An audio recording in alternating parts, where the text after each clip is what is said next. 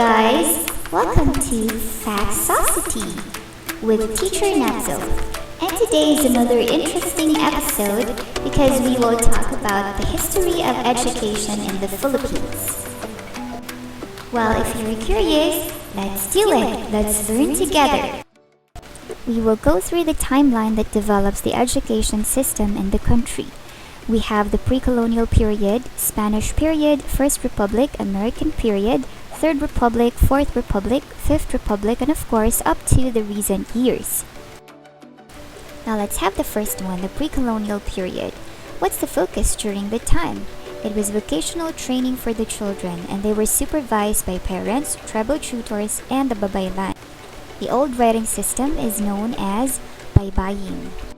So what are the significant highlights during the pre-colonial period? So in most communities, stories, songs, poetry, dances, medicinal practices, and advice regarding all sorts of community life issues were passed from generation to generation, and mostly through oral tradition. Next is the Spanish period. And what are the significant highlights during this time? So formal education was brought by the Spaniards, which was conducted mostly by religious orders. And the church and the school cooperated to ensure that Christian villages had schools for students to attend. It was during this time that schools for boys and girls were then opened. They call it colegios for boys, which is equivalent to the present-day senior high schools, and the other one is beaterio, a school meant to prepare ladies for the convent life or the secular womanhood. And the Educational Decree of 1863 provided a free public education system in the Philippines managed by the government. This decree mandated the establishment of at least one primary school for boys and one for girls in each town under the responsibility of the municipal government. The third part is the First Republic. The defeat of Spain following the Spanish-American War led to the short-lived Philippine independence movement, which established the insurgent First Philippine Republic. So during this time, the schools maintained by Spain for more than 3 centuries were closed briefly, but were reopened on August 29, 1898 by the Secretary of Interior. And significant highlights were the establishment of the following schools. So we have the Burgos Institute. It's the country's first law school. And the Academia Militar, the country's first military academy, and the Literary University of the Philippines. And under Article 23 of the Malolos Constitution, this mandated that public education would be free and obligatory in all schools of the nation under the First Philippine Republic. However, the Philippine-American War hindered its progress. Now let's have the fourth part, the American period. About a year after having secured Manila, the Americans were keen to open up 7 schools with Army servicemen teaching, with Army Command selected books and supplies.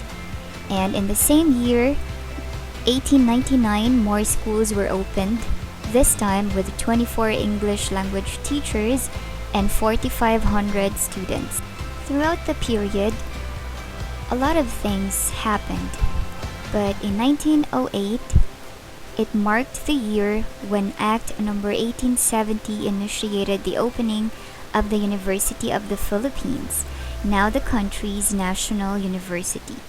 Another remarkable year was in 1907, in which the Gabaldon Law was passed. This provided a fund of 1,000,000 pesos for construction of concrete school buildings. Here is the most significant highlight during the American period, the emergence of high school education in the Philippines.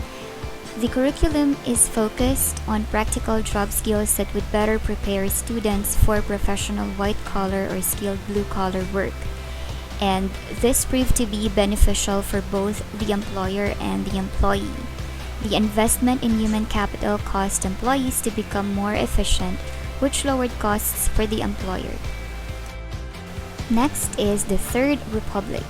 So after the US relinquished all its authority over the Philippines, President Manuel Rojas issued Executive Number 94, which renamed Department of Instruction into Department of Education. And we also have the Bureau of Public and Private Schools supervising and regulating public and private schools. Alright, so now let's find out the significant highlights during the Fourth Republic. So signed by President Ferdinand Marcos in 1972, the Department of Education became the Department of Education and Culture, or we call it DECS. The Education Act of 1982 provided for an integrated system of education covering both formal and non-formal education at all levels. And this is the part where we have achieved quality education through voluntary accreditation for schools, colleges, and universities. This also upgraded the obligations and qualifications required for teachers and administrations. And this provided for government financial assistance to private schools. This act also created the Ministry of Education, Culture, and Sport. Now let's have the Fifth Republic. Let's discover the significant highlights. In 1987, the Ministry of Education, Culture, and Sports became again the DECS. During this period, the Constitution made elementary school compulsory for all children. We also have the Free Public Secondary Education Act of 1988. And in 1992, the Congress enacted an act providing students aged 15 to 25 to be employed during their Christmas and summer vacation with a salary.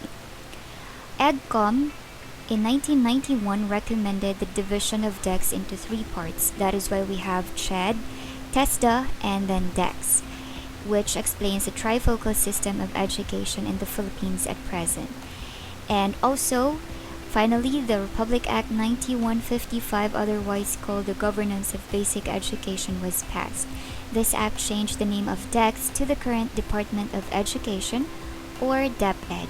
So finally, in recent years, in 2010, then Senator Benigno Aquino III formally adopted the K642 Basic Education System, which has the following breakdown: 1 year of kindergarten, 6 years of elementary education, 4 years of junior high school education, and 2 years of senior high school education. And in the 21st century, we have already implemented the K-12 program.